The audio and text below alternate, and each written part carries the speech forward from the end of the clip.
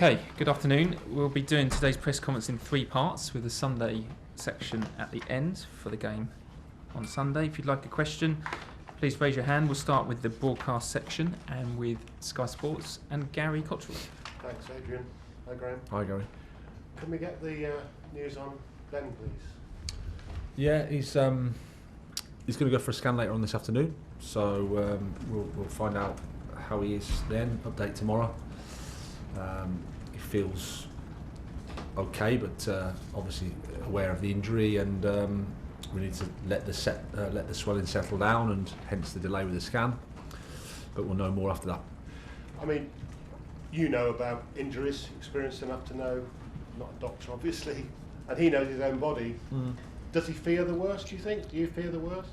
I wouldn't say fear the worst, it's just we all saw the nature of the injury. This doesn't look I can't say it looks positive, but again, until we get the scan, it's difficult to say.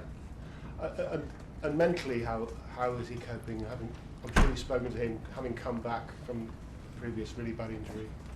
Yeah, I mean, he's okay, but I suppose until you get the diagnosis, and then at the moment we're just hopeful and fingers crossed, and then from there we see how to get him back fit and strong.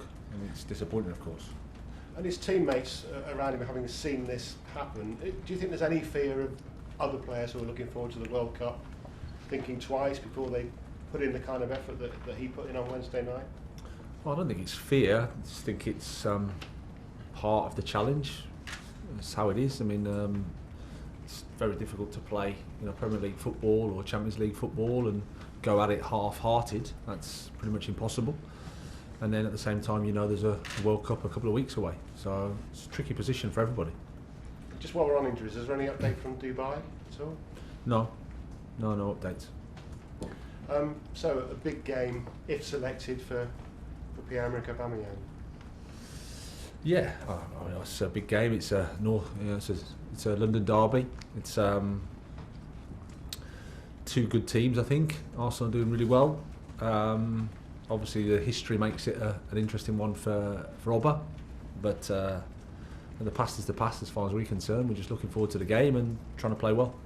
But he's the sort of character who likes to make a statement, likes to shine on a big occasion, and I guess they don't come much bigger for him. Is that something you can tune into as part of the team talk, or even to him directly? No, I don't think we should make it about him. I think it's about the team. He's an important part of the team for us to get the result we want. It takes everybody, not just one person.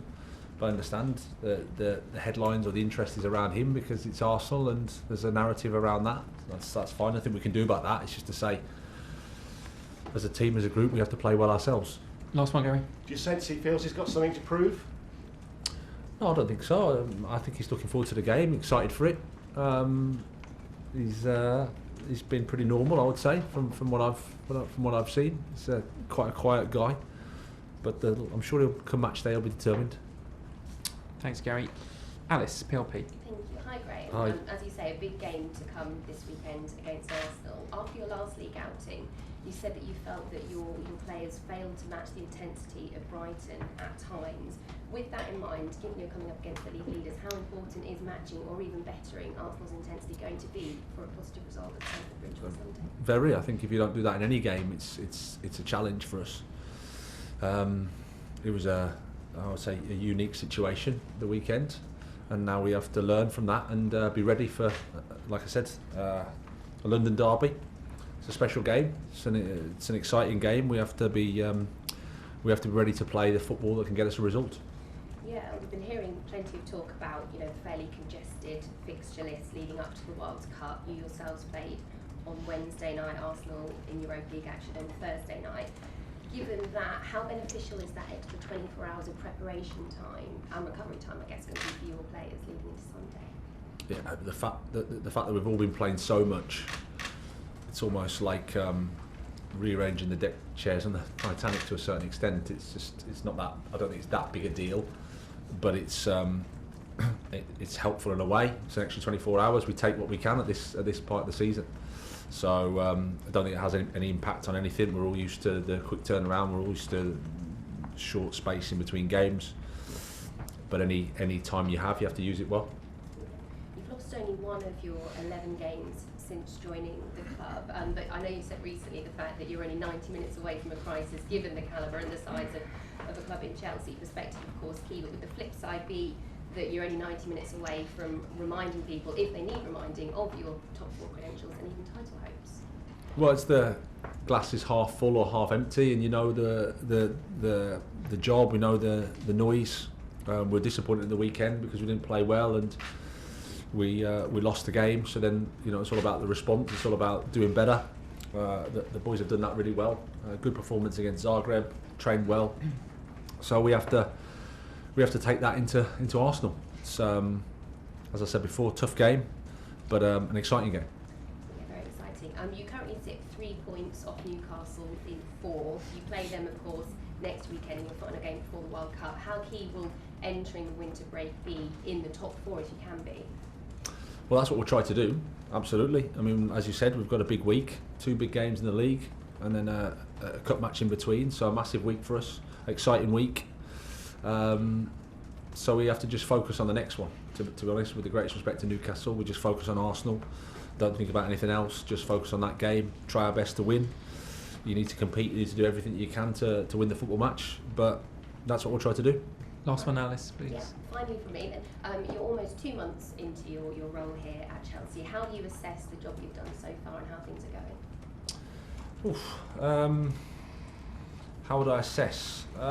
Well, objectively, it's been 7 wins, 3 draws and a defeat. A lot of games in a very short space of time. So actual training time very limited.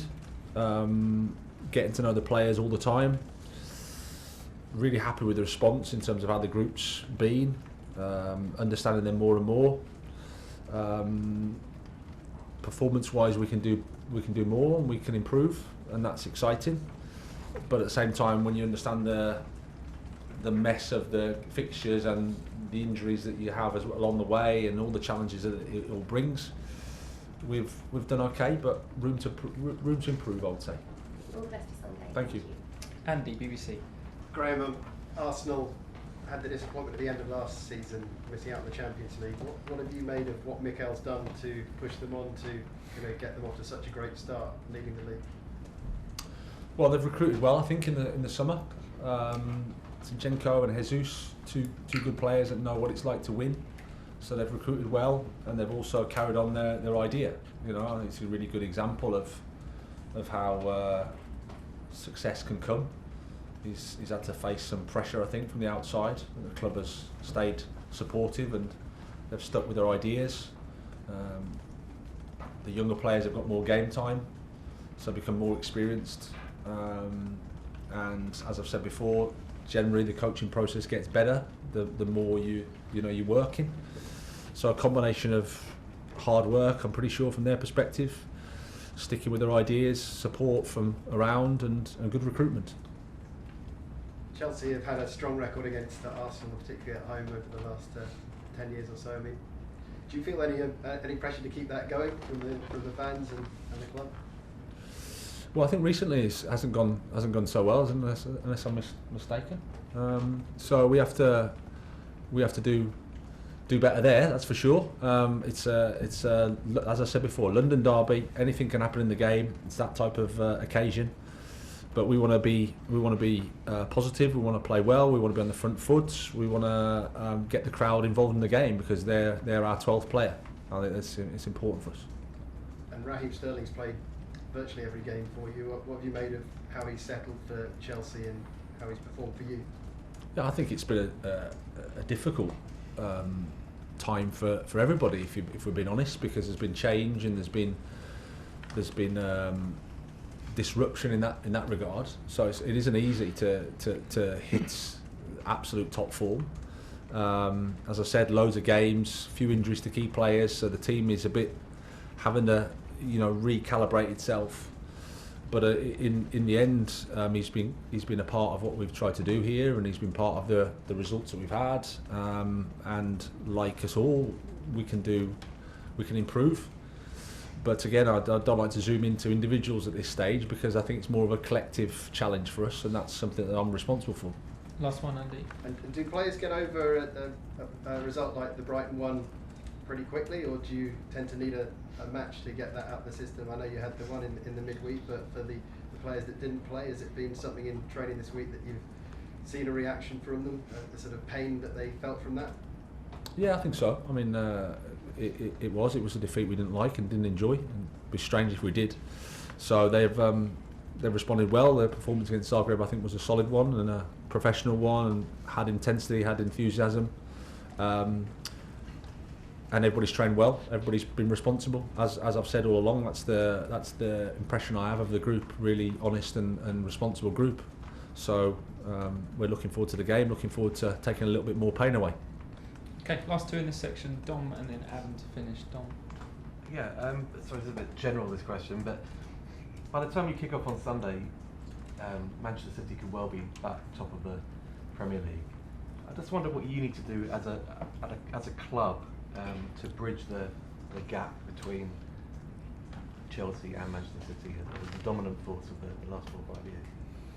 Well, I would say it's in lots of things in terms of aligning resources in a better way, I would say. So how we recruit, how we develop the football idea. We need probably some time in that regard because of the changes that we've been through, and it's been over a period of time as well. So probably a little bit of stability, a little bit of clever recruitment to add to what we have, to help the team, to help the group that we have, and then continuing to work on the football idea, I would say, is the main 2 areas. Okay, last question, Adam. Hi. Can we just get the other team news? How's Kepa, Auba, Carney, are these guys likely to be involved on Sunday? And just on Kepa, is there a time frame for his injury? Is he going to play before the World Cup? Kepa, no. So it's his plantar fascia, which is the bottom of his foot. So no, I don't think he'll play before the World Cup. Kovacic trained today, so he'll be in contention. And Carney, no, still has a slight issue with his hamstring that we're getting to the bottom of. Okay, that's the end of the